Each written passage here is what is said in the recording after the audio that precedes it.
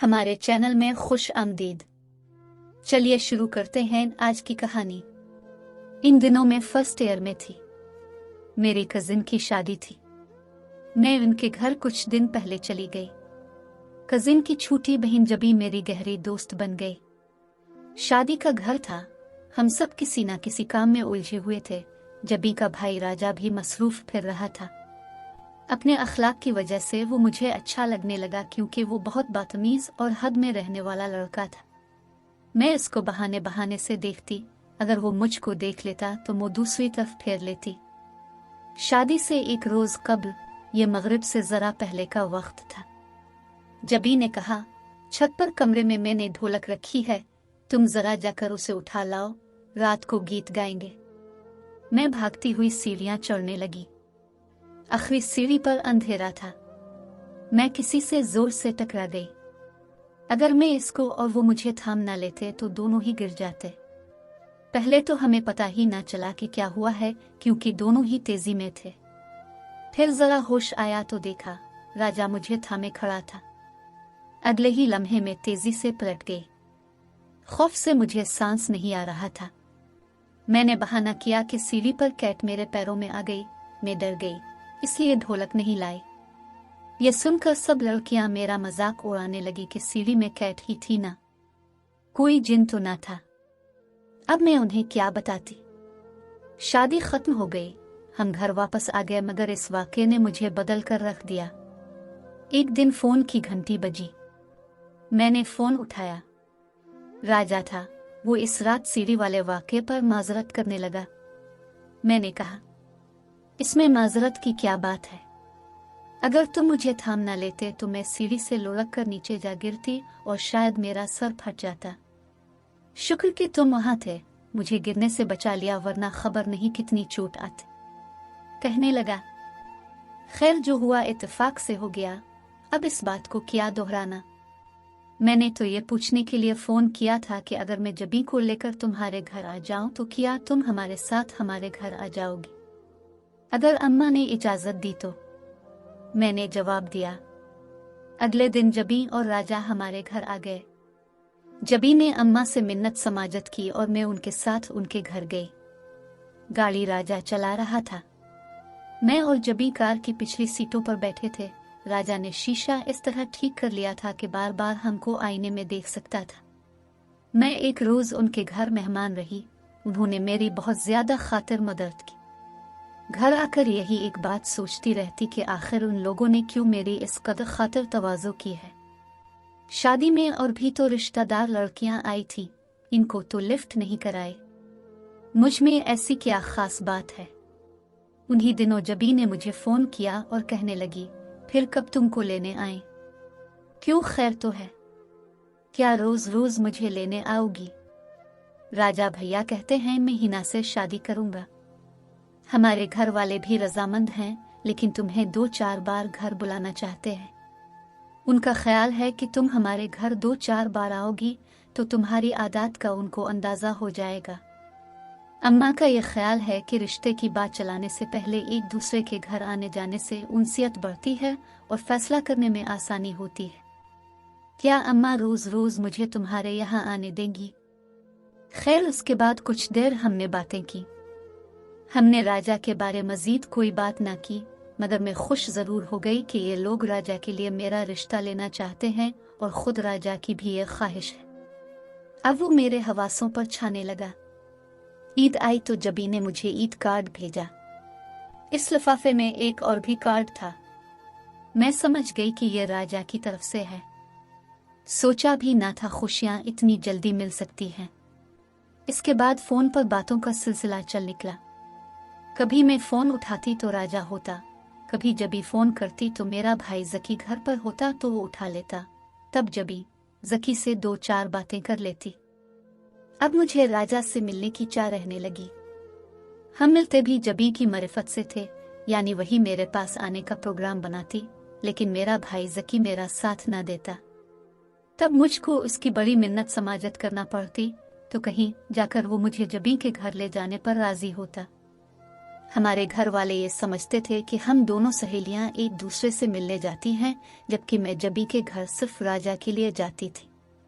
पहले पहल जकी मुझे बातें सुना देता कि क्यों जबी के घर जाती हो।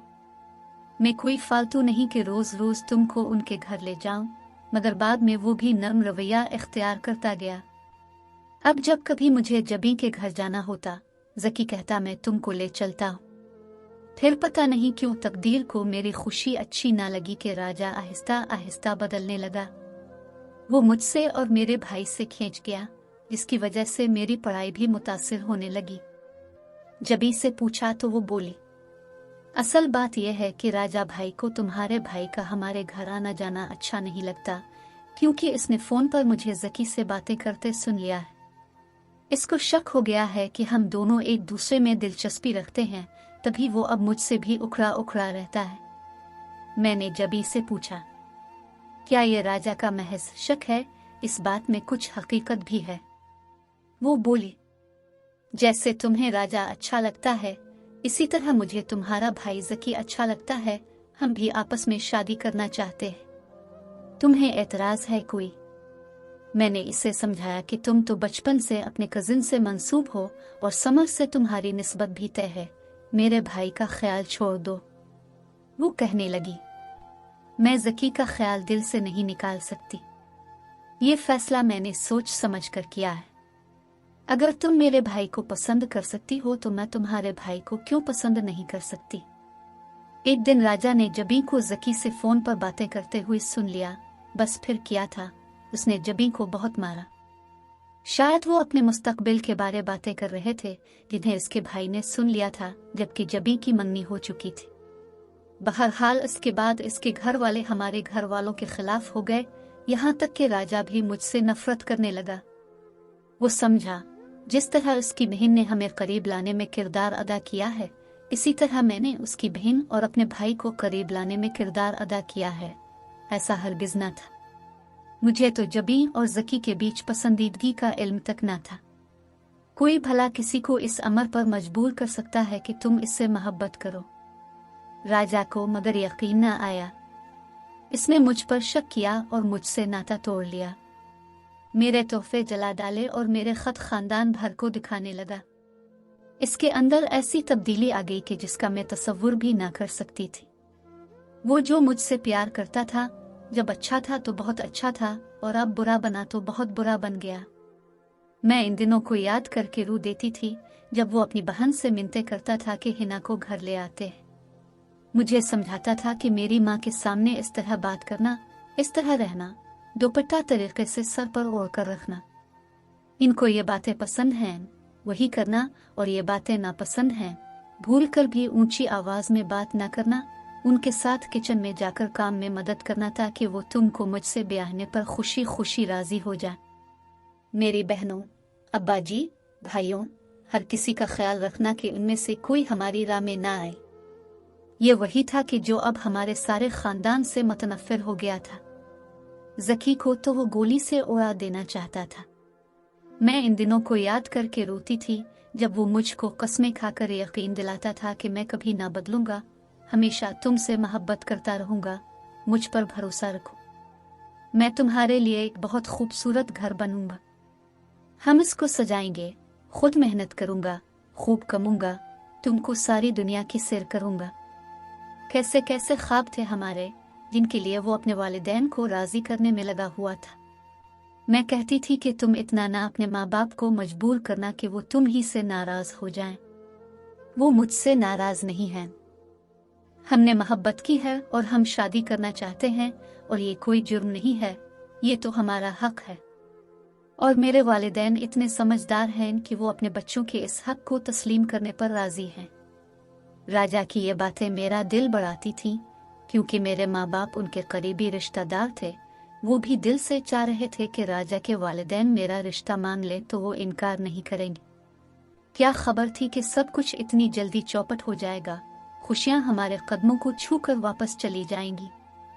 पता नहीं जबी को मेरे भाई से मोहब्बत की क्या सूझी थी, जिसकी वजह से मेरी मोहब्बत का चमन नफरत की आग में जल गया। अब तो राजा बिल्कुल बदल गया था।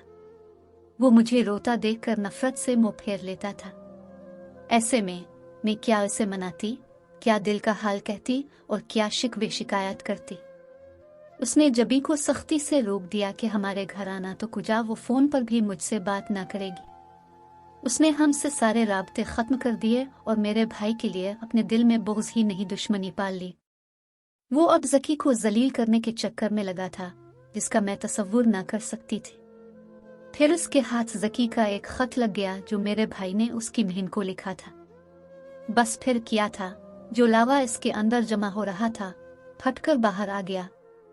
एक दिन उसने ज़की को मैदान में जा लिया जहां वो अपने दोस्तों के साथ खड़ा था। राजा के हाथ में चाकू था। इसने जाते ही मेरे वीर पर हमला कर दिया। चाकवास के बाजू में लगा। इसके दोस्तों ने मिलकर राजा को काबू किया और चाकू इससे छीन लिया। ज़की के बाजू में गहराई तक जख्म आ गया, खून बहने लगा। कोई ऐसी रैकेट गई थी कि खून रुकता ना था। दोस्त गाड़ी में उसे अस्पताल ले गए और पुलिस को भी इसी वक्त फोन कर दिया। पुलिस राजा को पकड़ कर ले गई। अन्य गवाह मौजूद थे। इस पर इरादा कत्ल का संगीन मुकदमा बन गया। दोनों खानदानों में परेशानी बढ़ गई। तब बुजुर्गों को इल्म हुआ कि ऐसा क्यों हुआ। वालिदैन ने जल्दी से मेरी शादी चचाजाद से करा दी और जबी के माँ बाप ने भी वक्त ज़ाय किए बगैर उसकी शादी इसके मंगेतर के साथ कर दी। उन्होंने कहा कि हमारी लड़कियां ही फितना हैं जिनकी वजह से उनके भाई मौत के मुंह में गए हैं। खुदा ने उनकी जिंदगियां बचा ले, वरना हालात इससे ज्यादा भयानक हो सकते थे। हमसे ही गफलत हुई कि हमने अपनी बेटियों को इतनी छूट दी कि एक दूसरे के घर आने जाने से रोका नहीं। अब वो जो भी कहते, हक बजानिब था कि उनको इस वक्त संगीन हालात का सामना था। लेकिन मैं सोचती थी कि राजा ने जो बात अपने लिए गलत नहीं समझी, किसी की बहन से मोहब्बत की, इससे शादी की कोशिश की, प्यार भरे खत भी लिखे, फोन पर भी मुझसे बातें करता था, मुस्तकबिल के ख्वाब दिखाता था। वो सब अपने लिए तो उसे जायज लगता, लेकिन अपनी बहन की मोहब्बत से कलंक का टेका लगी। जो अमर उसके ख्याल में मर्दों के लिए मर्दांगी का सिंगार था, वो औरतों के लिए ताजीर ठहरा। ये कैसा तजाद था। हम लड़कियां जो अपनों पर एतबार कर लेती हैं, क्या इस काबिल होते हैं कि उनसे दिल का मजबूत रिश्ता बांधा जाए? क्या भरोसे और मोहब्बत के रंग इतने कच्चे होते हैं कि हाथ लगाने से उतर जाते हैं? जरा सी रंजिश आई और मोहब्बत खत्म हो गई, भरोसे के परखचे उड़ गए। राजा ने मेरे खत खानदान वालों को दिखाए। वो ज़की से इंतकाम के लिए मुझे बदनाम कर रहा था। वो इतना कम ज़र्फ हो गया, भूल गया कि वो मुझे अपनी इज्जत बनाने के जतन कर रहा था। आज मुझे राजा को खो देने का गम नहीं, लेकिन ये ऐसे सवालात हैं कि आज भी हमारे मुआशरे में उनका जवाब किसी के पास नहीं है। नाजरीन, वीडियो अच्छी लगे तो लाइक करें, चैनल को सब्सक्राइब करें और दुआओं में याद रखें। अल्लाह हाफिज।